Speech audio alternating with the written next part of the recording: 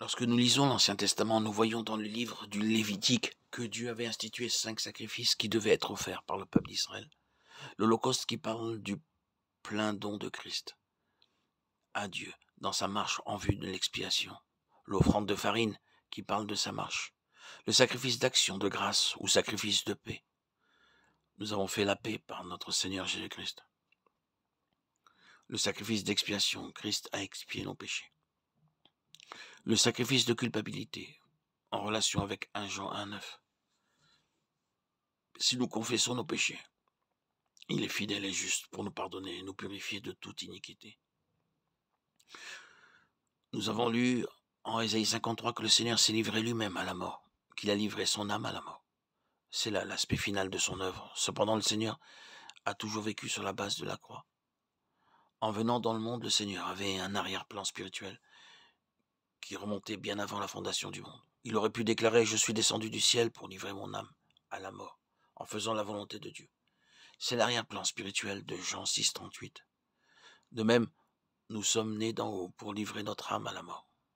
Cette âme appartient à Dieu. Elle a été rachetée par le Seigneur pour Dieu, en vue d'être entièrement libérée des effets et des conséquences de la chute. Bien que sauvés et nés de nouveau, rappelons-nous que nous sommes encore prisonniers de nous-mêmes. Le salut comprend la libération de notre âme, du moi. C'est la vraie signification du salut. Lorsque nous lisons le livre du prophète Ésaïe, nous sommes placés devant une révélation extraordinaire qu'a reçu le prophète de la part de Dieu. Sur la croix, le Seigneur a porté nos péchés et nos iniquités. Il s'est chargé de tout conformément à ce qui nous est rappelé au verset 11, à cause du travail de son âme. Il rassasiera ses regards. Par sa connaissance, mon serviteur juste justifiera beaucoup d'hommes, et il se chargera de leur iniquité.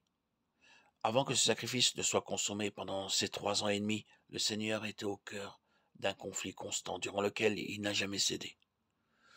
Oh, combien l'ennemi aurait voulu qu'il cède un peu.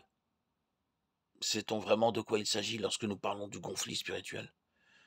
Est-ce le fruit de notre imagination ou cela se limite-t-il simplement à ce que nous avons lu, entendu? Ce n'est que dans la mesure où nous vivons la croix que le conflit spirituel devient une réalité.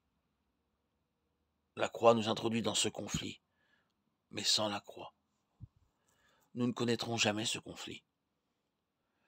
Ce conflit spirituel est la lutte produite par l'opposition de la puissance des ténèbres, et c'est la conséquence de la croix vécue en chacun de nous.